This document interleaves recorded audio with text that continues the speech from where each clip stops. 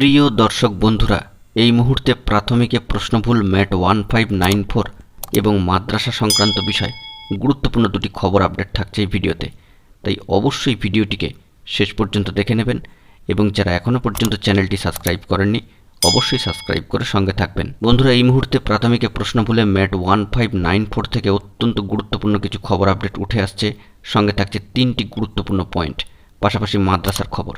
চলে আসি ম্যাট 1594-এর মতো গুরুত্বপূর্ণ প্রশ্নভুলের খবরে।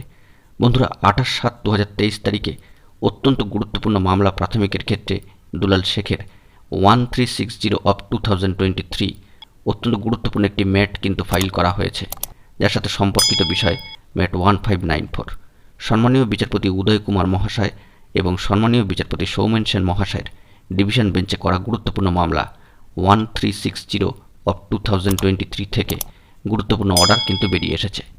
প্রথমত বলে রাখা দরকার, এখানে অ্যাপ্লিকেন্টস হচ্ছে 2017 টেট পাস প্রার্থীরা, যারা কিন্তু সম্পূর্ণরূপে প্রশিক্ষিত এবং ডিএলএড ট্রেনিং প্রাপ্ত, সম্পূর্ণ অর্থেই যোগ্য প্রাথমিকের ক্ষেত্রে, যারা ইতিমধ্যেই 2022 প্রাথমিকের রিক্রুটমেন্টে অংশগ্রহণ করে ফেলেছেন। তারা ম্যাট ফাইল করেছেন।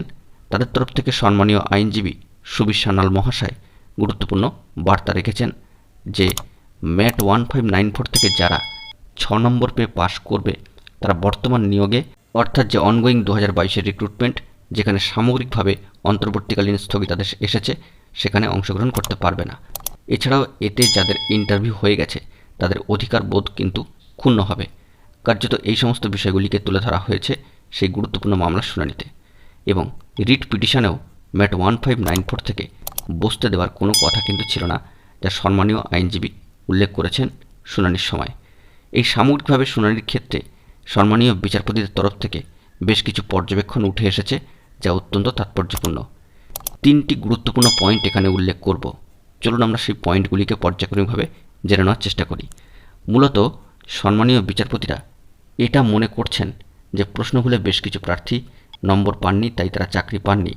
ফলত বিষয়টি তারা সিঙ্গেল বেঞ্চে সম্মানীয় বিচারপতির কাছে বিষয়টিকে তুলে ধরেছিলেন।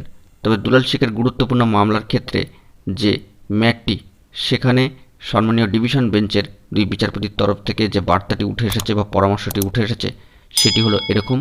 প্রথম পয়েন্ট, সিঙ্গেল বেঞ্চে গিয়ে অ্যাপ্লিকেন্টসদের ডিভিশন বেঞ্চের তোলা সমস্ত পয়েন্টগুলিকে তুলে ধরে সিঙ্গেল বেঞ্চে আবেদন করার জন্য পরামর্শ দিচ্ছেন সম্মানীয় বিচারপতিরা, এবং তারা আশা করছেন যে অ্যাপ্লিকেন্টসদের যাবতীয় অভিযোগগুলি তারা তুলে ধরলে সিঙ্গেল বেঞ্চ থেকেই সেই সমস্ত বিষয়ে একটা সুষ্ঠু অর্ডার উঠে আসবে বা অর্ডার দেবেন, এমনটাই কিন্তু সম্মানীয় ডিভিশন বেঞ্চের বিচারপতিরা মনে করছেন।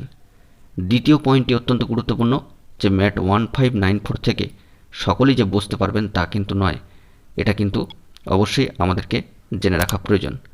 এবং তৃতীয় বিষয়টি হচ্ছে যে ম্যাট 1594 থেকে, অর্থাৎ ম্যাট 1594 সম্পর্কিত 2022-এর প্যানেল প্রকাশে পর্ষদের কিন্তু বাধা নেই।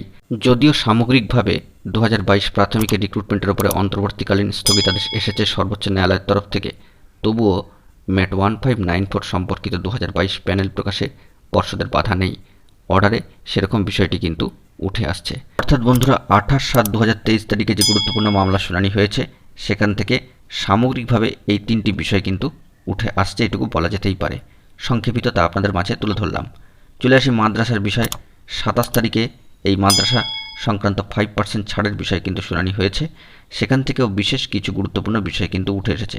বন্ধুরা, মাদ্রাসায় এই গুরুত্বপূর্ণ মামলার যে শুনানি, সেখান থেকে উঠে আসছে যে এনসিটির বক্তব্য হলো যে তাদের যে সমস্ত নিয়মাবলী রয়েছে রিজার্ভেশনের ক্ষেত্রে, তার সবকটাই কিন্তু মাদ্রাসায় গ্রহণযোগ্য হবে। কিন্তু এর বিপক্ষে বলেছেন মাদ্রাসার সম্মানীয় আইনজীবীরা। এক্ষেত্রে তাদের বক্তব্য হলো এটাই যে এনসিটির সমস্ত নিয়মাবলী কিন্তু অ্যাপ্লিকেবল হবে না মাদ্রাসার শিক্ষক নিয়োগের ক্ষেত্রে। এর সপক্ষে মাদ্রাসার যে সমস্ত সম্মানীয় আইনজীবীরা ছিলেন, তারা লেটেস্ট ভার্সন 2022 আরটি অ্যাক্টের নথি জমা করেছেন, এবং সেখান থেকে দেখা যাচ্ছে যে সেকশন 1-এর সাব ক্লজ সেকশন 4 এবং 5-এ যা রয়েছে তা মাদ্রাসার ক্ষেত্রে গ্রহণযোগ্য নয়। এক্ষেত্রে সাবসেকশন 4-এ শুধুমাত্র ছোট বাচ্চাদের ক্ষেত্রেই free and compulsory education act applicable হবে, এমনটাই কিন্তু জানা যাচ্ছে। অন্যদিকে সাবসেকশন 5-এ মাদ্রাসা সার্ভিস কমিশনের ক্ষেত্রে গ্রহণযোগ্য নয়। এবারে সম্মানীয় বিচারপতি এর পক্ষে বা বিপক্ষে বা এনসিটির তরফ থেকে কি বক্তব্য দেওয়া হচ্ছে তা জানতে চান, সেক্ষেত্রে এনসিটির তরফ থেকে সম্মানীয় আইনজীবী বক্তব্য রাখছেন যে আরটি অ্যাক্ট 2009, যা একেবারে প্রথমের, এর সেকশন 1-এর সঙ্গে এই সাব ক্লজ সেকশন 4 ও 5 কিন্তু সংযুক্ত ছিল না, এমনটাই জানিয়েছে এনসিটির তরফ থেকে সম্মানীয় আইনজীবী। কিন্তু বর্তমানে মডিফাইড যে ভার্সন সেটি হচ্ছে 2022 আরটি অ্যাক্ট। আর সম্মানীয় আইনজীবী যিনি এনসিটির তরফ থেকে ছিলেন, তিনি আরটি অ্যাক্ট 2009-এর যে সেকশন 1-এর সাব ক্লজ নেই 4 ও 5 সেই বিষয়টিকে উল্লেখ করেছেন। এছাড়াও আরও কিছু বক্তব্য বিষয়কে তুলে ধরেছেন। তবে সম্মানীয় বিচারপতিদের এটাই বিচার্য বিষয় যে তারা দেখতে চাইছেন যে এনসিটির যে নিয়মাবলী তা কতটা মাদ্রাসার ক্ষেত্রে গ্রহণযোগ্য বা গ্রহণযোগ্য নয়, অর্থাৎ কতটা অ্যাপ্লিকেবল বা অ্যাপ্লিকেবল নয়, এটাই তারা কিন্তু সব পক্ষকে মতামত জানাতে বলেছেন।